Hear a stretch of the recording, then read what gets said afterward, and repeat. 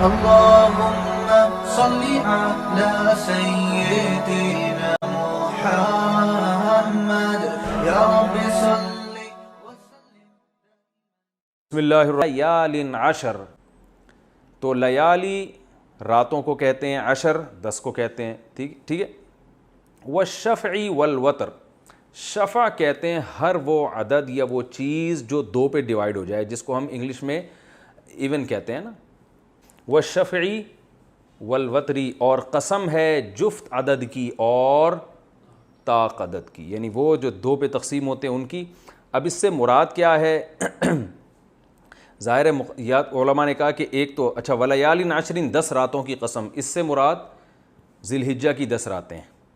جو ذی الحجہ فرسٹ ذی الحجہ سے لے کر 10 ذی الحجہ تک کی 10 راتیں، یہ بڑی مقدس راتیں ہیں اسلام میں، اور ان میں عبادت کی بھی بڑی فضیلت ہے، روزے کی بھی بڑی فضیلت ہے. تو ان 10 راتوں میں سے 2 راتوں کو اللہ نے اور الگ کر دیا کہ جفت رات کی اور طاق کی. ایک قول تو یہ، یعنی 9 ذی الحجہ اور 10 ذی الحجہ. 10 جو ہے وہ شفع میں آ جائے گی، اور 9 کس میں آ جائے گی؟ وتر میں آ جائے گی. وتر عربی میں کہتے ہیں جو ڈیوائیڈ نہ ہو. وطر کو بھی وطر اس لیے کہتے ہیں کہ وہ 2 حصوں میں ڈیوائیڈ نہیں ہو سکتا، 3 رکعتیں ہوتی ہیں نا.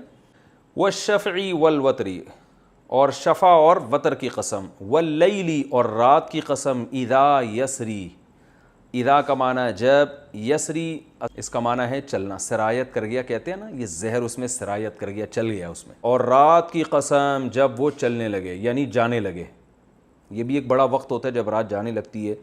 ہل فی ذالک، کیا ہے فی ذالک ان باتوں میں جو ہم نے فجر کی قسم اٹھائی، 10 راتوں کی قسم اٹھائی، جفت اور طاق کی قسم اٹھائی، اور رات کی قسم جب وہ جانے لگے، تو اللہ فرماتے ہیں ہل فی ذالک کیا ان چیزوں میں قسم ہے لذی حجر عقل والوں کے لیے.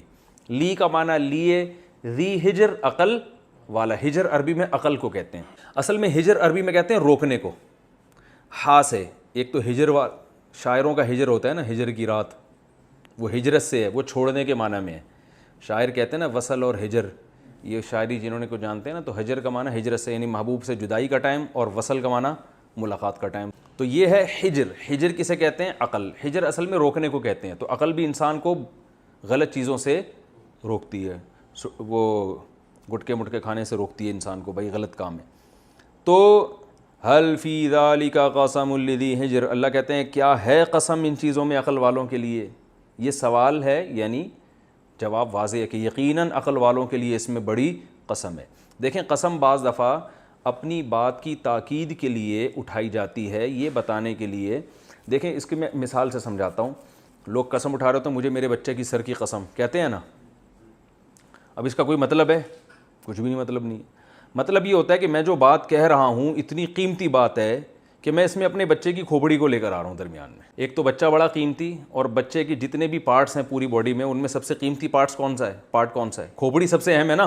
بھائی کھوپڑی میں دوسرا بچہ لگ جائے گا، بچے میں دوسری کھوپڑی، ٹرانسپلانٹیشن جو ہوتی ہے نا، ہر چیز لگ جاتی ہے، کھوپڑی نہیں کسی کی اٹھا کے آپ کسی کو، کیونکہ اگر کسی کی کھوپڑی اٹھا کے لگا دی تو بندہ ہی چینج ہو گیا نا.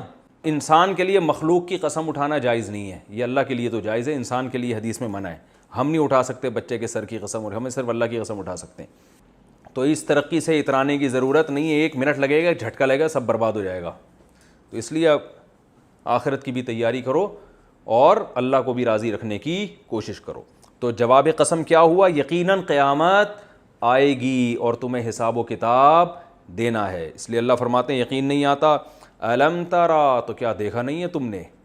دیکھو ہم نے دیکھا نہیں ہے کسی نے بھی، لیکن جو خبر یقینی ہوتی ہے اس کو بھی دیکھنے سے تعبیر کیا جاتا ہے. ہم جیسے سورہ الم ترا جب گزری تھی تو صحابہ اور نبی صلی اللہ علیہ وسلم کو خطاب تھا، الم ترا کیف فعل ربک باصحاب الفیل، دیکھا نہیں آپ نے کہ ہم نے ہاتھی والوں کے ساتھ کیا کیا؟ حالانکہ انہوں نے دیکھا نہیں تھا. ضربو کی طرح.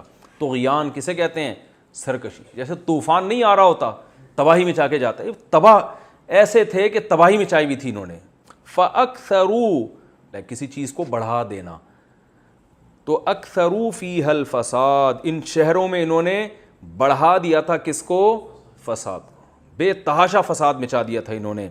اللہ فرماتے ہیں جب ان کی سرکشی حد سے گزر گئی، اللہ فرماتے ہیں کیا تمہیں پتہ نہیں ہے یہ سب باتیں؟ کیا تم نے دیکھا نہیں ہے کیا کیا ہم نے؟ فَصَبَّ عَلَيْهِمْ، عربی میں سب کہتے ہیں انڈیلنا. ربکا بے شک تیرا رب, لبل مرس لام تاکید کے لیے, مرصاد کہتے ہیں گھاٹ. تو اللہ فرماتے ہیں بے شک تیرا رب, لبل لام تاکید کے لیے, بی کا معنی ساتھ, لبل مرصاد گھات میں ہے, گھات کے ساتھ ہے. یوں سنو یہ با فی کے معنی میں بھی آتا ہے. کس میں ہے تیرا رب؟ پہلے موقع دیتا ہے سنبھلنے کا, حملہ کرتا ہے تو آپ کو نظر نہیں آتا وہ. تو اللہ فرماتے ہیں میں تمہیں نظر نہیں آ رہا لیکن میں گھات میں بیٹھا ہوں, ایسے کوڑے برساتا ہوں جیسے میں نے قوم عاد اور قوم سمود پہ برسائے کوڑے. اللہ فرماتے ہیں فَأَمَّا الْإِنسان, میں تو یہ کر رہا ہوں, میں کس میں بیٹھا ہوں؟ گھات میں. لیکن آگے انسان کی حالت کیا ہے؟ وہ مستیوں میں گم ہے, اسے کوئی احساس نہیں ہے کہ آج ایسی نگرانی ہو رہی ہے. فَأَمَّا الْإِنسان, بہرحال انسان. آؤ ہم تمہیں انسان کی حالت بتاتے ہیں, وہ کیا ہے.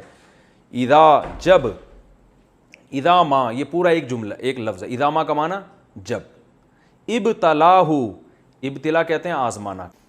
تو فَأَمَّا الْإِنسَانُ, بہرحال انسان, ہم تو گھات میں بیٹھے ہیں اور یہ کوڑے برسا رہے ہیں نافرمان قوموں پہ, لیکن انسان کی حالت کیا ہے. اذا ما ابتلاہ, جب آزماتا ہے اس کو, ربہ اس کا رب, اور ایسے آزماتا ہے فَأَكْرَمَهُ, اکرام کرتا ہے اس کا, وَنَعَّمَهُ, نَعَّمَ يُنَعِّمُ تَنْعِيمًا, سَبَّحَ يُسَبِّحُ تسبیحًا, اس کو نعمتیں دیتا ہے.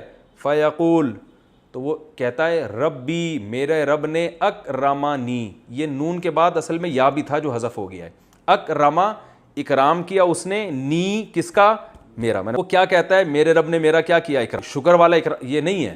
اور وَأَمَّا, اور جب اذا مبتلاہ, اسے اللہ آزمائے, فَقَدَرَ عَلَيْهِ, قَدَرَ يَقْدِرُ کا معنی اندازہ کر دینا, محدود کر دینا, ناپنا کسی چیز کو, اندازے سے اس کو رزق دیتا ہے. بھائی صحیح ہے نا, اتنا ملے گا, اس سے زیادہ نہیں ملے گا, اس کے رزق روک لیتا ہے اس پر. فَقَدَرَ عَلَيْهِ رِزْقَهُ, اور اس کا رزق اس پر روک لے.